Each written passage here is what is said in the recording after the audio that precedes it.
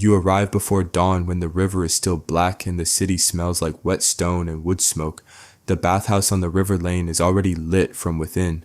Orange light bleeding through the shuttered windows, steam curling up from the grate above the cistern like the building is exhaling. You stand at the door with your mother's voice still in your ears, 8 pfennig a week, more than she ever made. Enough maybe to keep the room through winter. You knock. A broad woman opens the door and looks you over the way you'd assess a bolt of cloth. Her name is Marta.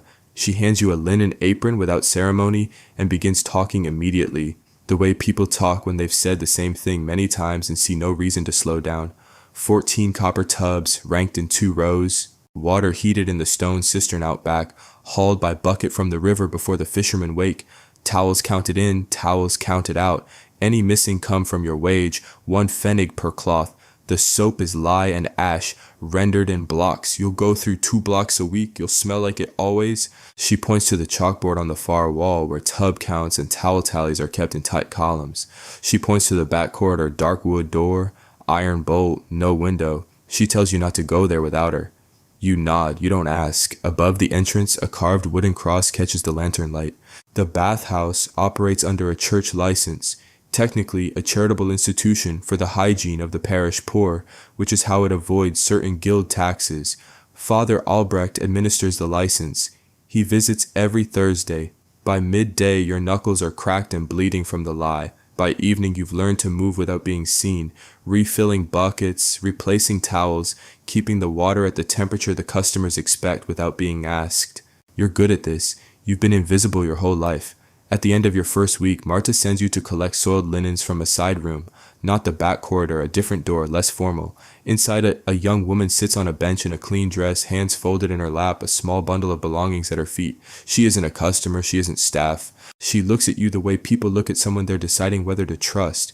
You ask her name, she says it, Ilsa. Then Marta's in the doorway, her face arranged into something neutral, and tells you to take the linens and go. You go. By morning, Ilsa is gone. Her name doesn't appear in any ledger.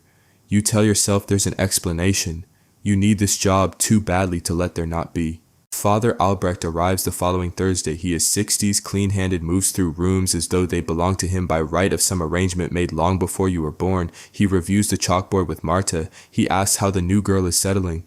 Marta says you're diligent. He looks at you with a specific kind of attention, the kind that isn't personal at all.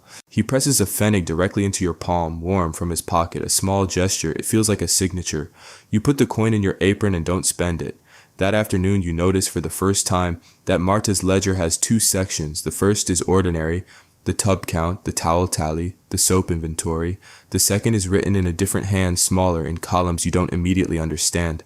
Initials, dates, numbers that don't correspond to any service the bathhouse openly offers.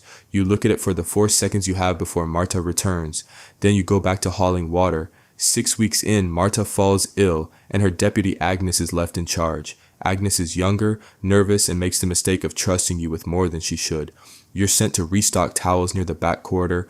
The door is unlocked today. You don't open it, but through the gap you hear voices.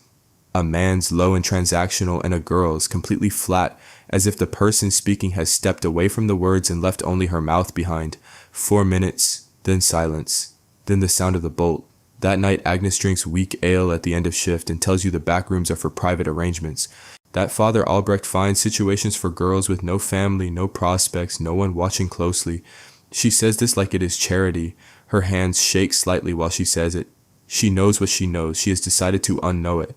You go home and count backward through the second column of the ledger as best you can remember it. 14 sets of initials, 8 months, 14. One evening during cleanup, you are alone with the ledger for 4 minutes. You don't take the whole book. You tear out a single interior page, fold it to the size of a coin, and press it into your shoe.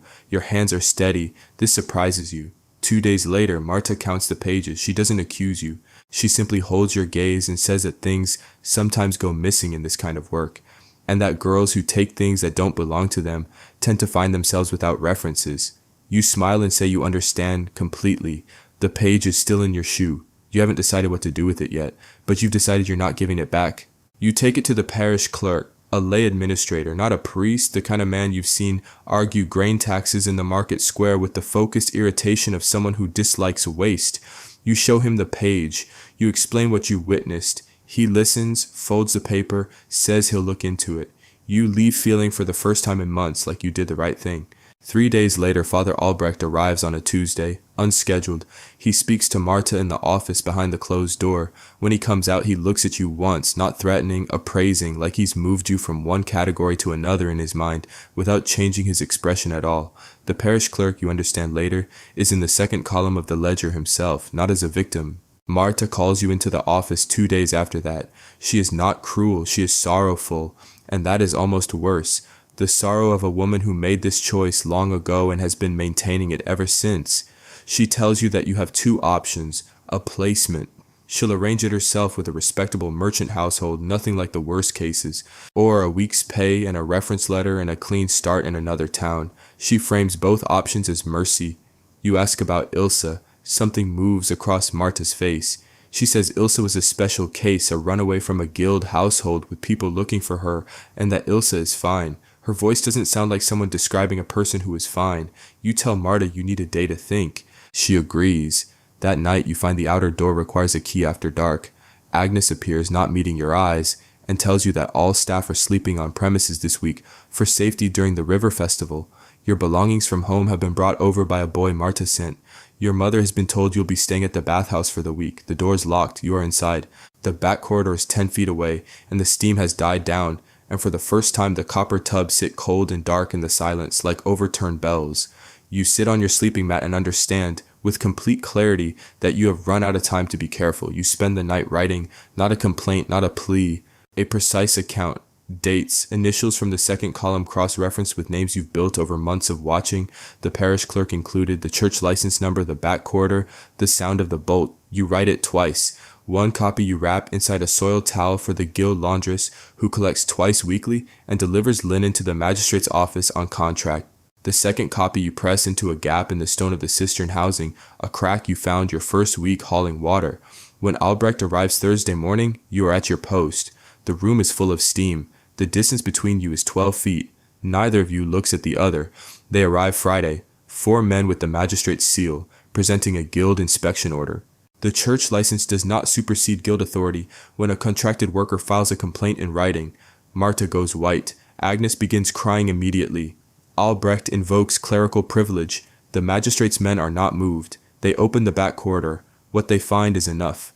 The records pulled from the office include not just Marta's ledger but correspondence, letters from Albrecht to men in at least 3 other towns, arranging placements across a network of bathhouses operating under charitable church licenses. This is not one building, this is a system. 14 names in the second column. 11 are traceable. 3, including Ilse, are not. The magistrate asks who filed the complaint.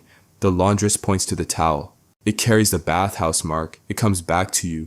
You give your account to a man who writes it down efficiently and thanks you briefly before moving on to the paperwork. Within the year, the bathhouse license is revoked and the building is repurposed. A genuine parish charity house administering alms to the poor. A new carved wooden cross goes above the entrance. A priest who had nothing to do with Albrecht presides over the opening ceremony. The institution that trafficked girls is cleaned, blessed, and reopened under the same church authority that sheltered the man who ran it. The cross never moved. Only the man beneath it changed. You go home, you pay the rent. Your mother's hands are still numb, and the room is still cold in the mornings, and you still smell like lye soap and always will. You don't feel like you won. You feel like someone who found a body in a river and reported it, and then stood on the bank and watched the river keep moving. Justice arrived for the men with names and letters. The girls without traceable entries are still wherever they are. 3 of them, including Ilse, you will spend years quietly looking for, not because anyone asked you to, because you were the one who noticed, and noticing, you've learned, is not something you get to put down. Charitable institutions have been used as cover for exploitation across centuries, not because the cross above the door was a lie, but because it was the most effective truth available, and everyone inside agreed to believe it.